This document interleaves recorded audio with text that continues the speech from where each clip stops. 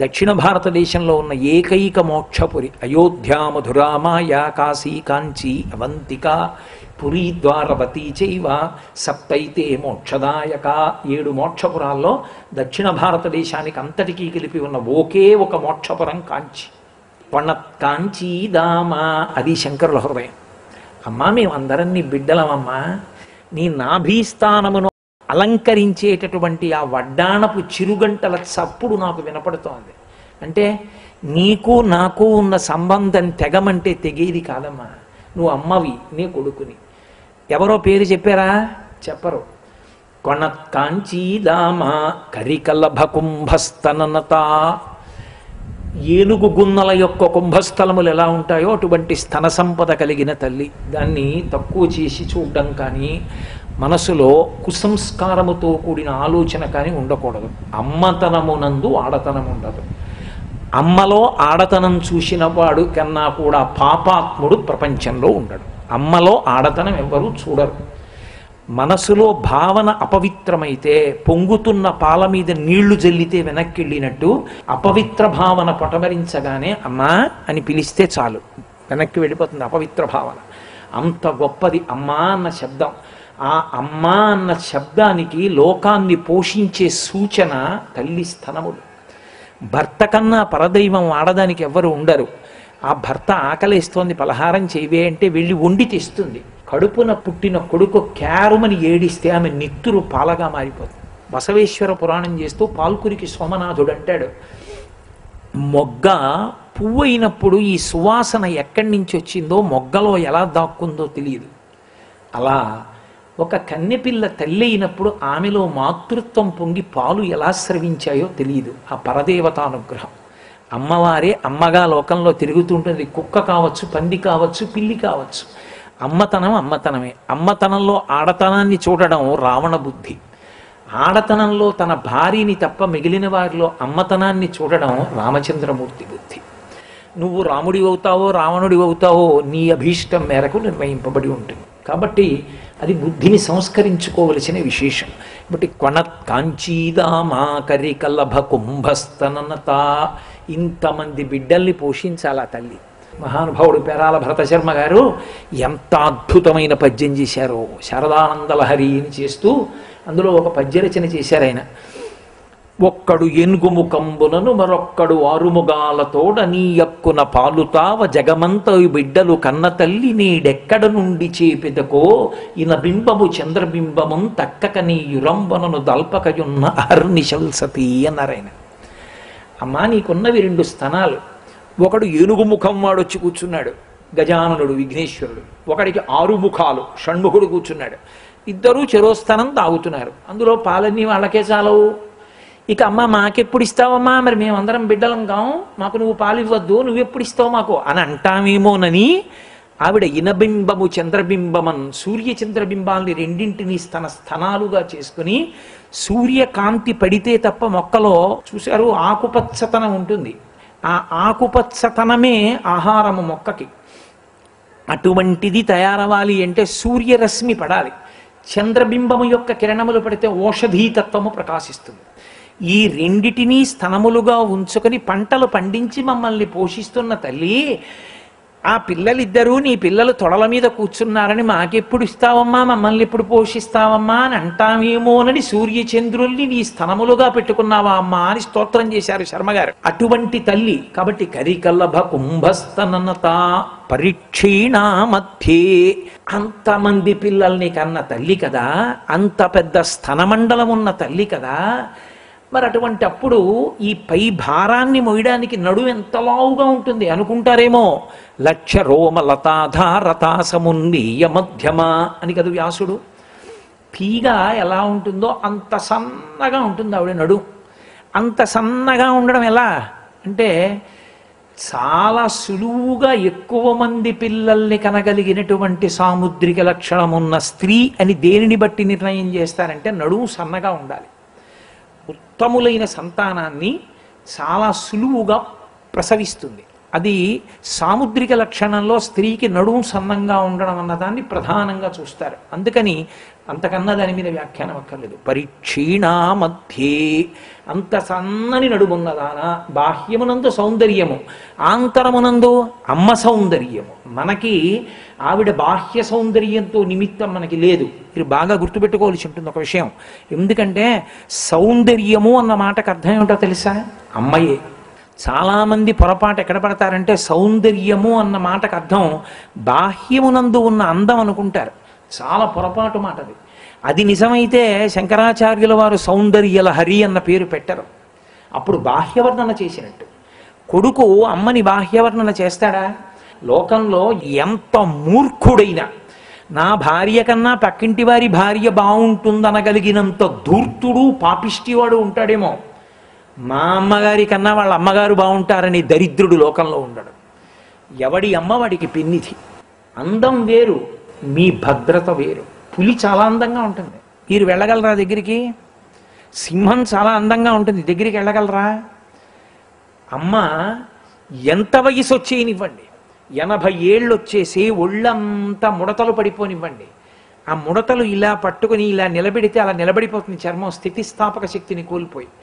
అలా అయిపోయినప్పుడు కూడా మంచంలో పడుకుని రాత్రి 10ంటికి ఇంటికి వచ్చిన కొడుకు అన్నం తిని లేచిపోతే తలమించి ముసుక్కప్పుకు పడుకున్న అమ్మ చలికాలంలో మాట అంటుంది, ఎరా నాన్న అప్పుడైపోయింది భోజనం అంటుంది.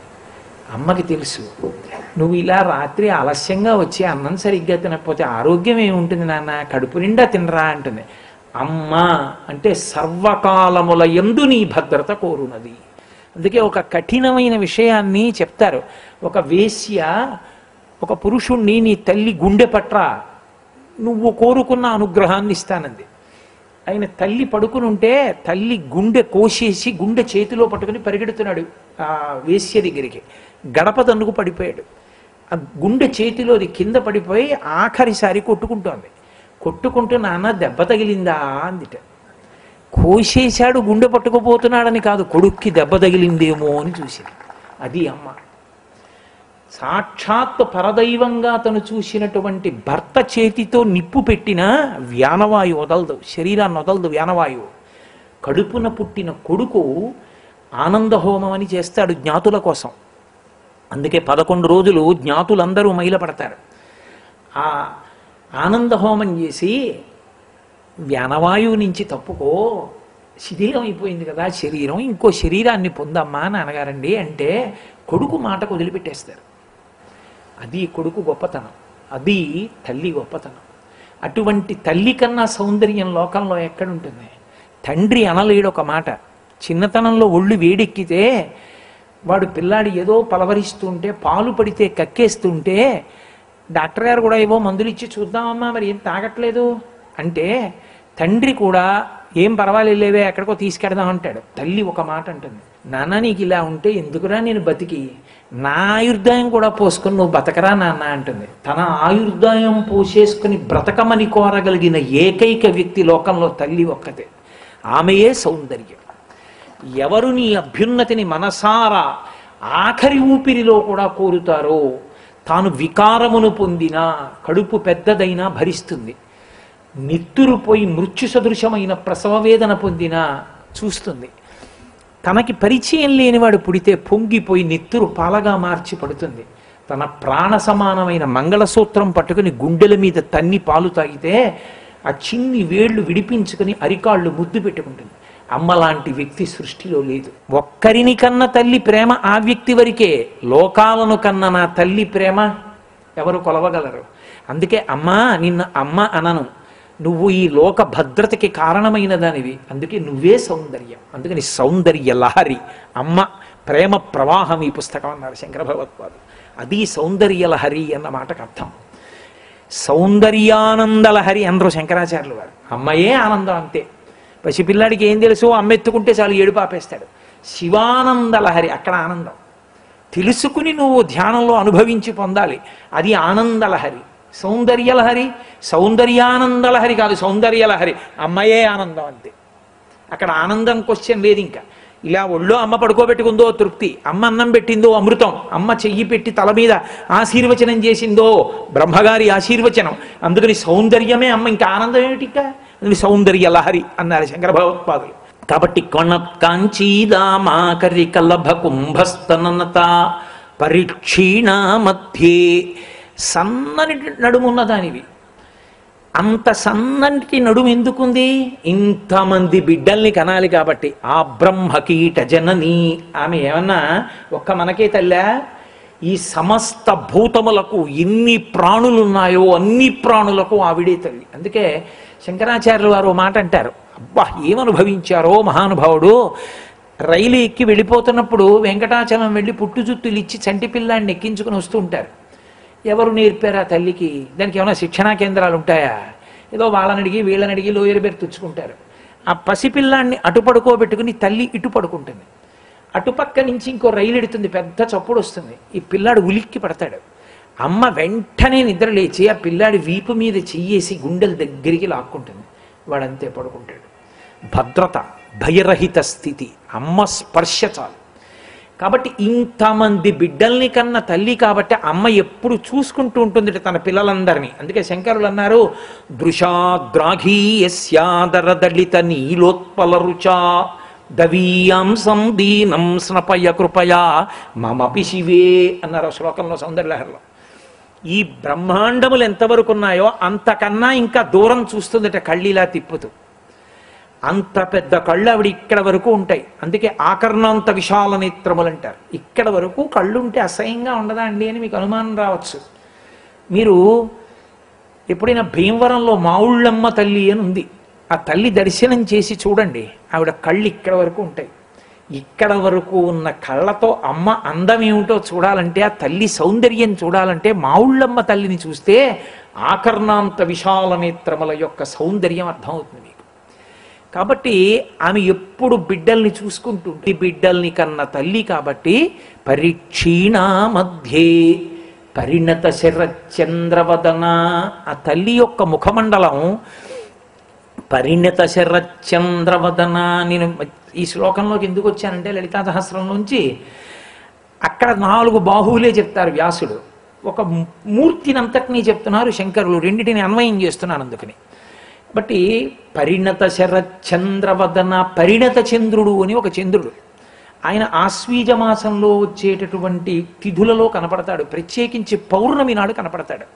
ఒక్క ఆశ్వీజ మాసంలో కనపడేటటువంటి పౌర్ణమి నాటి చంద్రుడికే పరిణత చంద్రుడిని పేరు. వెన్నెలలో అసలు ఆరబోసేస్తాడు ఆయన, అంత గొప్పగా ఉంటుంది. దాన్నే రాకాబింబము అని పిలుస్తారు. ఆ పౌర్ణమిని, ఆశ్వీజ మాసంలో వచ్చేటటువంటి పౌర్ణమి నాటి చంద్రబింబాన్ని పరదేవతోపాసకులు అందరూ స్తోత్రం చేశారు. ముత్తుస్వామి దీక్షితర్ వారని, ఆయనకి కామాక్షి పరదేవత పిలిస్తే పలికేది. మహానుభావుడు, కారణజన్ముడైన గురువుగారు అనుగ్రహం పొందినవాడు ఆయన. రాకా శశివదని అని ఓ కీర్తన చేశారు. అలాగే మూకశంకరులు రాకాచంద్ర సమాన కాంతి వదనానాకాధిరాజస్తుత అంటూ ఓ శ్లోకం చేశారు.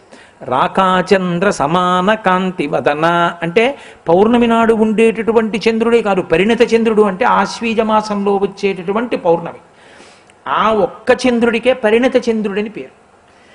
ఆశ్వీజ మాసంలో వచ్చేటటువంటి శుక్లపక్ష పౌర్ణమి నాడు ఉండేటటువంటి చంద్రబింబం ఎంత అమృతాన్ని ఒలికిస్తూ, ఎంత చల్లగా, ఎంత ఆనందాన్ని ఇస్తుందో అమ్మవారి ముఖమండలం అలా ఉంటుంది. ఎందుచేత అంటే మీరు ఒకటి బాగా గుర్తుపెట్టుకోండి, అసలు ముందు భయం తీరిపోయేది ఎక్కడ అంటే, శంకరులు ఒక చోట అంటారు సౌందర్యలహరిలో, వరత్రాసత్రాణ అంటారు.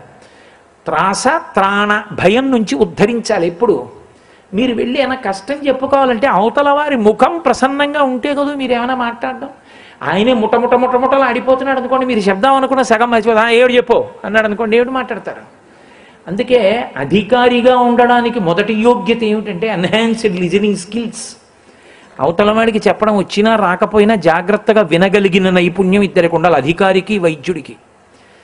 ఎంతసేపు చెప్తావా అన్నాడు అనుకోండి, వైద్యుడికి చెప్పేది మర్చిపోతాడు. రోగికి అన్నీ చెప్పడం వచ్చేసినటువంటి గొప్ప వాగ్విశారదుడు కాడు ఆయన, వచ్చి ఏవేవో చెప్తాడు, వినాలి వైద్యుడు. విని జాగ్రత్తగా నవ్వుతూ అర్థం చేసుకున్నప్పుడు వైద్యం చేయాలి. అంతేగాని అస్తమానం ఇలా టైం చూసుకుని 2 నిమిషాలే అంటే ఇంకేం వైద్యం చేస్తావు నువ్వు?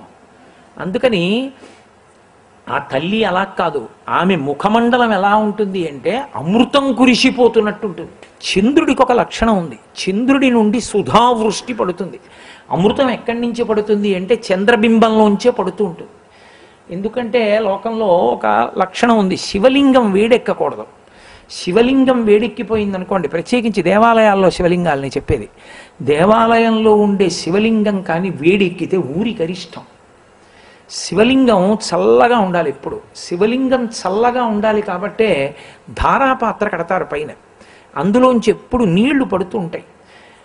శివలింగం చల్లగా ఉంటే మన మనసులన్నీ చల్లగా ఉంటాయి. అందుకే మీకు లోకంలో చూడండి, పుట్టకూడని నక్షత్రంలో కొడుకు పుట్టాడు, రుద్రాభిషేకం చేసుకోండి.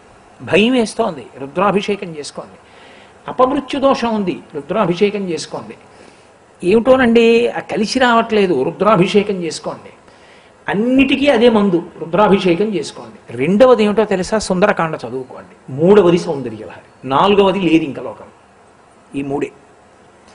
కాబట్టి ఆ శివుడికి అభిషేకం చేసేటప్పుడు ధారాపాత్ర కట్టి నీరెప్పుడు పడేటట్టు చేస్తారు. ఎందుకు అలా చెయ్యాలి అంటే యజుర్వేదం ధ్యాన శ్లోకంలో చెప్పింది, ఆపాతాళ నభస్థలంత భువన బ్రహ్మాండ మా విస్ఫుర జ్యోతిస్ఫాటికలింగ మౌళి విలసత్పూర్ణేందు వాంతామృతై అస్తోకప్లుతమేకమీశమనిశం రుద్రాను వాకాన్ జపం ధ్యాయేత్ ఇప్సిత సిద్ధయే ధ్రువపదం విప్రోభిషించేచ్చివం బ్రహ్మాండ వ్యాప్త దేహా భసిత హిమరుచాభ సమానాభుజంగై కంఠే కాళా కపర్దా కలిత శశికలశ్చండ కోదండహస్తా త్రక్షా రుద్రాక్షమాల సులలిత వపుష శాంభవామూర్తిభేదా రుద్రాశ్రీ రుద్రసూక్త ప్రకటిత విభవాన ప్రయచ్చస్తు సౌఖ్యం.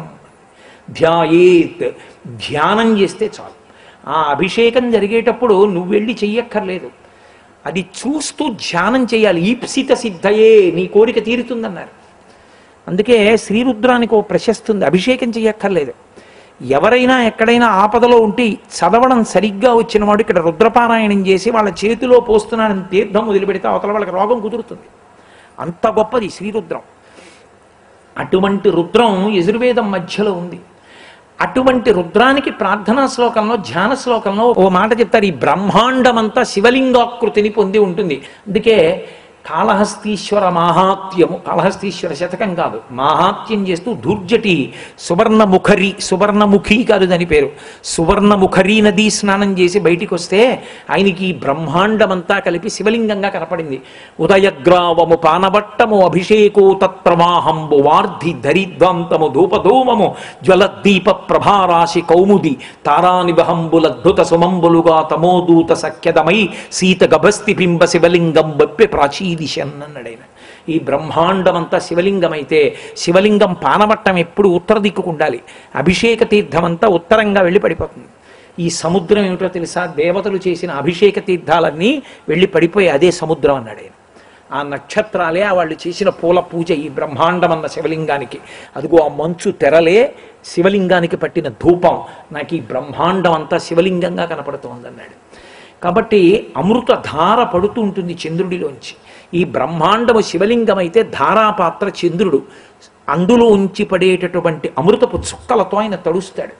అందుకే ఒక విశేషమైన శివస్వరూపం ఉంటుంది. అందులో 4 చేతులతో ఉండి ఇలా 2 చేతులలో 2 పాత్రలు పోసుకుంటున్న 2 పాత్రలతో ఉంటాడు. ఈ శ్లోకానికి వ్యాఖ్యాన రూపం అది. ఆ చంద్రుడి నుంచి కరిగి పడుతున్న అమృతాన్ని పాత్రలతో పట్టుకుంటాడు. పట్టుకుని ఇలా 2 చేతులతో పోసుకుంటూ ఉంటాడు, మళ్ళీ 2 చేతులతో పట్టుకుంటూ ఉంటాడు. అమృతం పోసుకుని తడుస్తూ ఉంటాడు. శివలింగం ఎంత చల్లబడితే మన కోరిక అంత తీరుతుంది. శివలింగానికి అభిషేకం చెయ్యకుండా పొడారిపోయేటట్టు విడిచిపెడితే అరిష్టం వస్తుంది. వారి ముఖమండలాన్ని చూస్తే ఆమె ముఖంలో నుండి స్రవించేటటువంటి అమృత ధార తాగుతాడు. దానికి తోడు ఆవిడ ఎప్పుడు చిరునవ్వు నవ్వుతూ కూర్చుంటుంది. చిరునవ్వు అంటే ఏదో పెద్ద నవ్వు కాదు, నోరంతా తెరిచి పెదవులు విచ్చుకోనట్టుగా విచ్చుకొని లోపల దంతపంక్తి యొక్క కాంతి కనపడేటట్టుగా ముఖమునందు స్వచ్ఛమైన భావన ప్రకటింపబడేటట్టుగా నవ్విన నవ్వుకి శుచిస్మిత, అది చిరునవ్వు. వాల్మీకి మహర్షి సుందరకాండ చేస్తూ తృణమంతరత కృత్వా ప్రత్యువాచ శుచిస్మిత అంటారు సీతమ్మ తల్లిని. శుద్ధ శుద్ధమైన నవ్వు, పవిత్రమైన నవ్వు. ఆ తల్లి ఎప్పుడు అలా నవ్వుతూ ఉంటుంది. శంకరాచార్యులు వారు అమ్మవారి చిరునవ్వు మీద ఒక అద్భుతమైన శ్లోకం చేశారు. ఆవిడ ఎంత చిరునవ్వు నవ్వుతూ ఉంటుందంటే, స్మిత జ్యోత్స్నాజాలం తవ వదన చంద్రస్య పిబతాం చకోరాణామాసీత్తతిరసతయా చించు జడిమా అతస్తే సీతాంశో అమృతలహరి ఆమ్ల రుచయా పిబంతి స్వచ్ఛందం నిశి నిశి భృశం కాంచి కదియా అన్నారు. కాంచి శంకరులు ఎక్కడ ప్రయోగించినది వేస్తుంటారు. కాంజీ అన్న మాటకు అర్థం ఏంటో తెలుసా? కేరళలో కూడా సంస్కృతానికి ప్రత్యామ్నాయంగా కాంజీ, గంజికి కాంజీ అంటారు. కేరళలో కాలనీలో పుట్టారు కదా, అభిమానాన్ని చూపించారు. కాంజీ గదియా అని. కాంచి కాంజీ అంటే గంజి. ఆ శ్లేష వచ్చేటట్టుగా పడింది. శంకరుల యొక్క వాంగ్మయం అంటే అలా ఉంటుంది మహానుభావుడు. ఆయన అన్నారు స్మిత జ్యోత్స్నాజాలం. జ్యోత్స్న ఎంత గొప్ప మాటో అసలు. స్మిత అంటే చిన్న నవ్వు. మందస్మిత శతకము మూకశంకరులు చేశారు. అమ్మవారుట చిన్న చిరునవ్వు నవ్వుతుందిట. నవ్వితే అమ్మవారి యొక్క ఎర్రని ముఖం, ఆ పెదవులు, ఆ దంత పంక్తి, వీటి కాంతులు కలిసి పైకి వస్తాయిట. వచ్చినప్పుడు అమృతరసం ప్రవహిస్తున్నట్టుగా ఉంటుందిట.